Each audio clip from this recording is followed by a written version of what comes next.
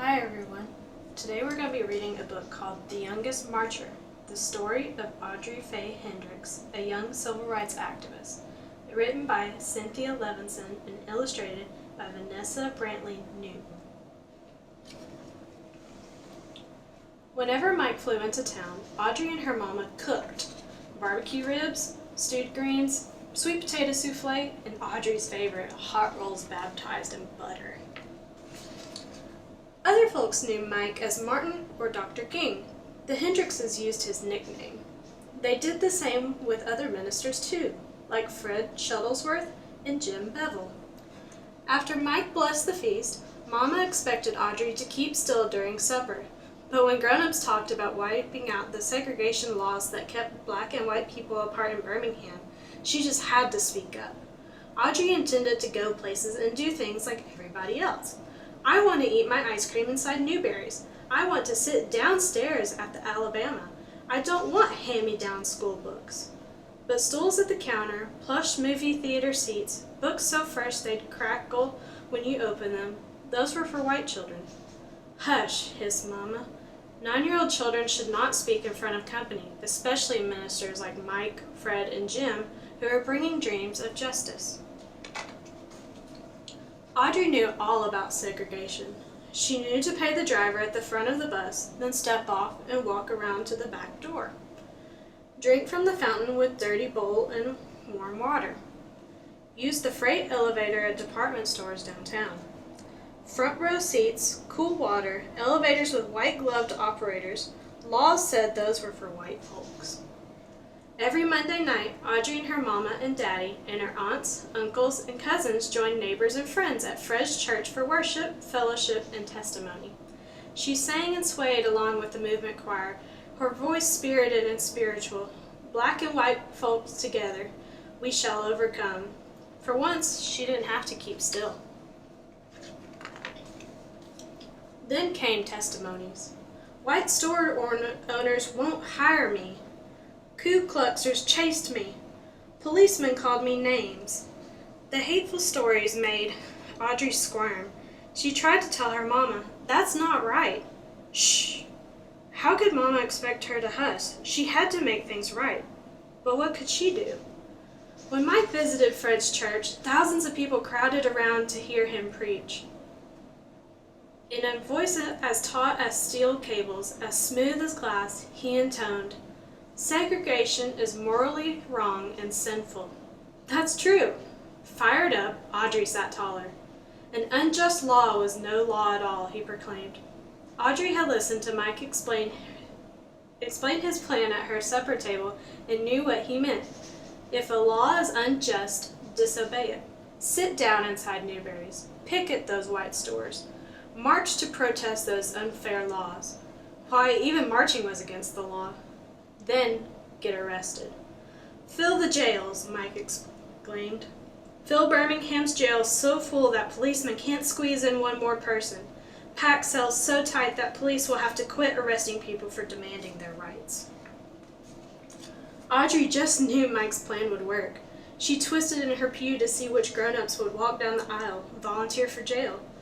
But they mostly stayed put, eyes staring at their feet, hands on their knees. Feet, hands, and knees didn't move. Fill the jails, Mike pleaded, meeting after meeting.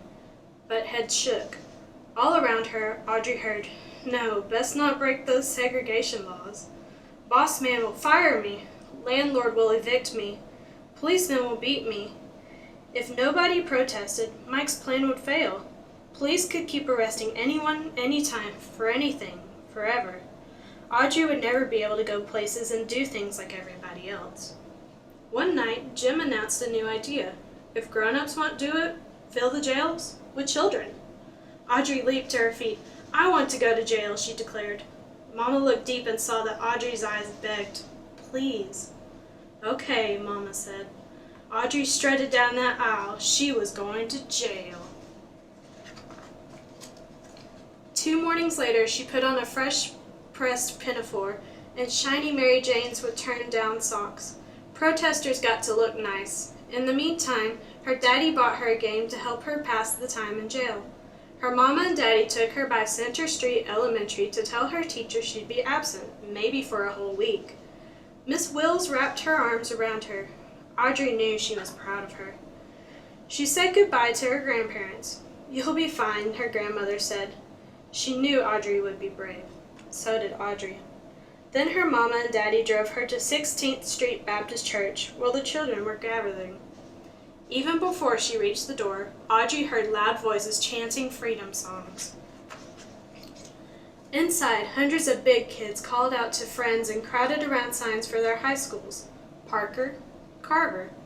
Her head swiveled. Where was the sign for Center Street Elementary? She was the only protester from her school, the youngest child in the whole church, and she knew no one. But when Jim lined her up with the others, 2 by 2, and the door swung open, Audrey straightened up. She was going to break a law and go to jail to help make things right. Clutching a protest sign in one hand and her game in the other, Audrey marched out the door. She stomped and sang, "Ain't gonna let nobody turn me round, turn me round, turn me round." Half a block from the church, a white policeman stopped Audrey. He pointed toward a police van. Sentence, 1 week in juvenile hall. A matron locked Audrey into a day room with 24 other girls, all older, all bigger, all strangers. Audrey sat down, alone, and slipped the cover off her game.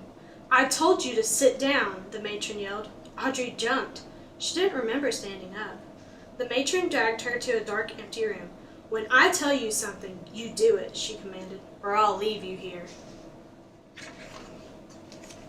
Trembling, Audrey quietly followed the matron back to the day room, put away her game, laid down her head, and cried. Jail was harder than she'd thought, and she wasn't fine after all. By evening, Audrey was hungry and tired. For dinner, soupy, oily, tasteless grits. At night, a bare mattress with one thin sheet for a cover. The next morning, no fresh underwear, no clean pinafore, no toothbrush. Audrey and her cellmates were led outdoors into an empty concrete pen surrounded by high prison walls. The older girls talked together. Audrey wondered what her classmates were doing. Miss Wills would be keeping them busy.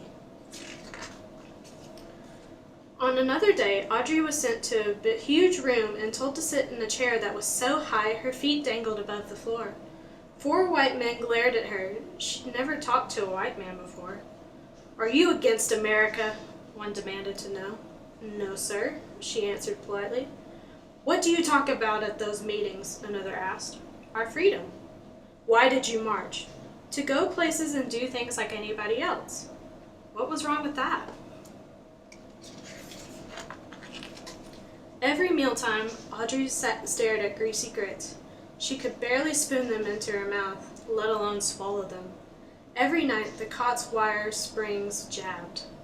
Every morning, she had nothing to do but sit alone with her game. In the afternoons, though, more kids crowded into the day room. Some days, many of them arrived sopping wet. A girl explained that the firemen aimed powerful hoses at the children. Surging water spun off their feet and down the street. They got up and kept marching anyway, until they too were sent to jail. By Audrey's 5th day in detention, the police couldn't squeeze in one more person. "We filled up all the rooms! We filled up all the rooms!" Audrey practically jumped up and down. She was so proud. Watching televisions in the day room, she saw black people stroll straight into the stores and restaurants like they belonged there. No one else could be sent to jail. Everything had changed. After 7 days, Audrey went home. Her mama and daddy wrapped their arms tight around her, washed the jail off her, and for dinner, hot rolls baptized in butter. 2 months later, the city of Birmingham wiped segregation laws clean off the books. Audrey licked her spoon clean at Newberry's counter like everybody else. Black and white together, like we belong. The end. I want everyone to know that your voice matters. Don't be discouraged by what other people have to say. You too have a voice. It doesn't matter how old you are. because you too can change the world just like Audrey did in the 1960s. So I want you to do whatever you can to have that voice, and if you see something, say something, because you can change the world one word at a time.